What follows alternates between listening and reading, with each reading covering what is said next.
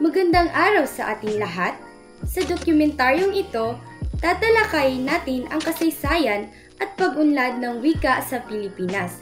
Partikular ang makasaysayang mga pagbabago na nagbigay ng bagong mukha sa ating wika. Isang mapagpalang araw, ngayon ay samahan niyo kaming tuklasin ang kasaysayan ng ating wika.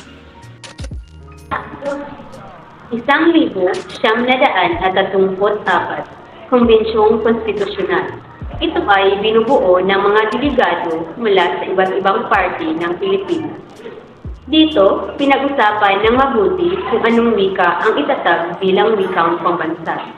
Nagkakaroon ng pagtatalo kung wikang katutubo ba o wikang index ang gagamitin. Saligang Batas ng 1935, Artikulo 14, Section 3, dito ay itinadhana na ang Kongreso ay gumawa ng mga hakbang tungo sa pagpapaunlad at pagpapatibay ng wikang pangkalahatang wikang pambansa na batay sa isa mga umiiral na katutubong wika. Ngayon ay tunghayan naman natin ang mga kaganapan noong ika-1936 na kung saan itinatag ni Pangulong Manuel L. Quezon ang surian ng wikang pambansa batay sa Batas Commonwealth bilang 184 noong ika-13 ng Nobyembre taong 1936. Tungkulin ng surian ay mamuno sa pag-aaral at pagpili ng wikang pambansa. Ang pagpili ng isang pambansang wika ay ibinatay sa pagkaunlad ng estruktura, mekanismo at panitikan na pawang tinanggap at ginagamit ng malaking bilang ng mga Filipino. Si Jane De Vera, ang pinuno ng committee na nagsagawa ng pag-aaral, ay napili ang Tagalog bilang batayan ng wikang pambansa. Kautosang tagapagpaganap bilang 134 na kung saan nakapaloob dito na noong ika-30 ng Disyembre taong 1937 alinsunod sa Batas Commonwealth bilang 134 sa bisa ng Saligang Batas 1935, ipinahayag ng Pangulong Manuel L. Quezon na ang wikang pambansa ay ibabatay sa Tagalog. Sa taong 1940, kautosang tagaganap bilang 263, pinalabas ni Pangulong Manuel Quezon ang kautosang tagaganap bilang 203. Ito ay nagpapahintulot sa pagpapalimbag ng talinagang Tagalog, Ingles at Barilala sa wikang pambansa. Pinasimulan nito ang pagtuturo ng wikang pambansa sa lahat ng paaralan sa buong bansa. Taong 1946, araw ng pagsasarili o Hulyo 4, 1946. Sa panahong ito, ipinagkaloob ng Amerika ang kalayaan ng mga Pilipino. Pinahayag na ang opisyal na wika ng bansa ay Tagalog at Ingles na binatay sa Batas Commonwealth bilang 570.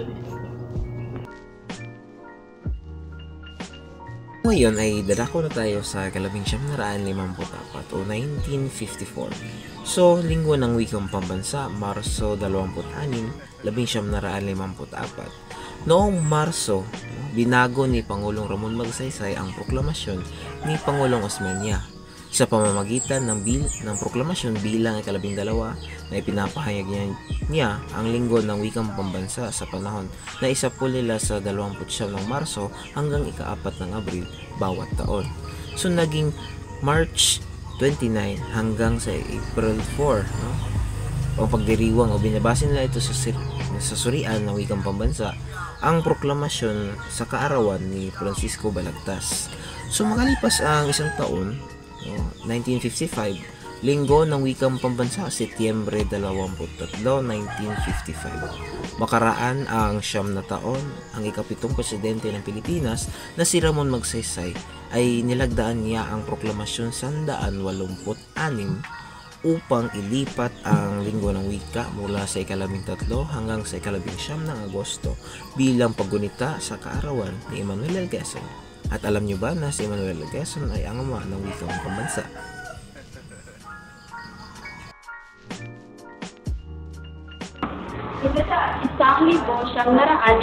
Siyang kautosang pangkagawaran bilang 7. Pinalabas ng kalihim ng kagawaran ng edukasyon si Jose A. Romero ang kalihim ng kagawaran ng edukasyon. Ay pinalabas ang nasaad na ang wikang pambansa ay tatawagin ng Filipino. 1,063 pambansang awit ng Pilipinas. Nilagda ni dating Pangulong Macapagal ang kautosang tagapagpaganap bilang 60 na nagsasabi na dapat awitin ang pambansang awit ng Pilipinas sa titik nitong Filipino. 1973 Artikulo 15, Section 3 bilang 2. Ang kasaysayan ng wika noong 1973, ang 1973 sa Ligang Batas ay mahalaga sa kasaysayan ng wika sa Pilipinas dahil ito ang nagbibigay daan upang makilala ang Pilipino bilang batayan ng wikang pambansa na nakalauna na naging Filipino. So sa ilalim ng Artikulo 15, Section 3 ng 1973 sa Ligang Batas, itinakda na ang batasang pambansa ay dapat gumawa ng mga hakbang tungo sa pagpapaunlad at formal na pagpapatibay ng isang panglahat ng wikang pambansa na makikilala bilang Pilipino. Sa taong 1987, isang mahalagang hakbang ang isinagawa sa paghubog ng ating pambansang wika. Sa ilalim ng 1987 sa Ligang Batas, Artikulo 14, Section 6 to 9, ipinahayag ng Komisyong Konstitusyonal na itinatag ni Pangulong Cory Aquino na ang wikang pambansa ng Pilipinas ay kikilalaning wikang Filipino. Ang hakbang na ito ay nagbigay ng formal na pagkilala sa Filipino bilang wika ng bansa. Kasabay ng deklarasyon, naglabas din ang kagawaran ng edukasyon ng kautosang pangkagawaran bilang 81 na nagtakda ng alpabetong Filipino na binubuo ng 28 letra. Ang alpabetong ito ay nagmarka ng isang bagong simula sa pagbuo ng isang mas malinaw at organisadong sistema ng pagsulat. Isang dekada pagkatapos, noong 1997, isang mahalagang proklamasyon ang inilabas. Si Pangulong Fidel V. Ramos ang lumagda sa proklamasyon bilang 104 na nagtakda ng Agosto bilang buwan ng wikang Filipino. Ang proklamasyong ito ay naglalayong itaguyod ang ating wika at himukin ang lahat ng ahensya ng gobyerno at mga paaralan na magsagawa ng mga aktibidad na nauugnay sa pagdiriwang ng buwan ng wikang Filipino.